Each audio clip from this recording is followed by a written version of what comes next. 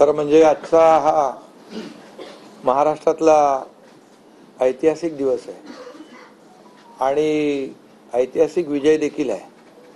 आतापर्यंतच्या अनेक वर्षांच्या निवडणुका आपण पाहिल्या, परंतु ही निवडणूक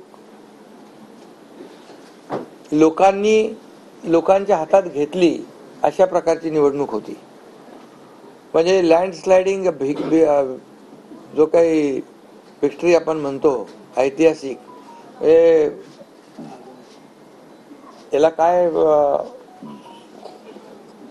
शब्द वापरायचे मला कळत नाही, परंतु लोकांनी मतांचा प्रेमाचा वर्षाव महायुतीवर केला. कारण लाडकी बहीण असेल, लाडका भाऊ असेल, लाडका शेतकरी असेल, एकंदरीत सगळ्याच घटकातल्या लोकांनी यावेळेस महायुतीवर प्रेम दाखवलं आणि त्यामुळे मी सगळ्या मतदारांना मनापासून धन्यवाद देतो आणि त्यांना एवढ्या मोठ्या ऐतिहासिक विजयासाठी साष्टांग दंडवत घातला पाहिजे अशा प्रकारचं काम मतदारांनी केलेलं आहे. खरं म्हणजे गेल्या 2-2.25 वर्षामध्ये मी, देवेंद्रजी, अजितदादा, आम्ही जे काम केलं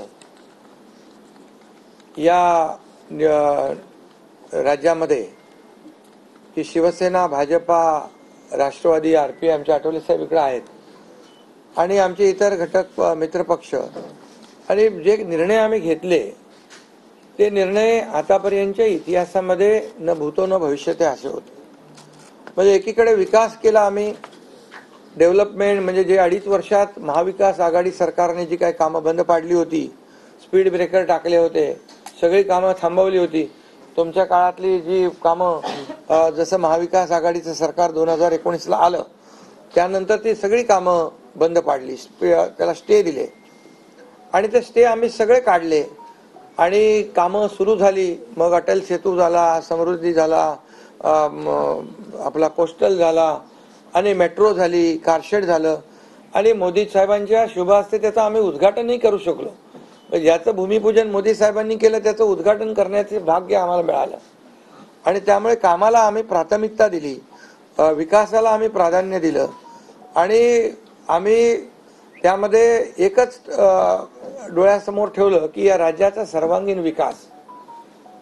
आणि राज्याचा सर्वांगीण विकास करत असताना सर्व घटकांना आम्ही समोर ठेवलं आणि पाहिलं की जे 2.5 वर्षामध्ये जी कामं त्यांनी थांबवलेली आणि 2.5 वर्ष त्यांनी जे सगळं बंद पाडलं होतं ते किती वेगाने आम्ही सुरू करू शकलो याचं समाधान आणि आनंद आम्हाला आहे. कारण त्याचे तुम्ही ते फळं पाहत आहे. सगळी लोकांना आपण मेट्रो दिली, समृद्धी दिलं, अटल सेतू दिला, कोस्टल दिलं, लोक तो वापरू लागले.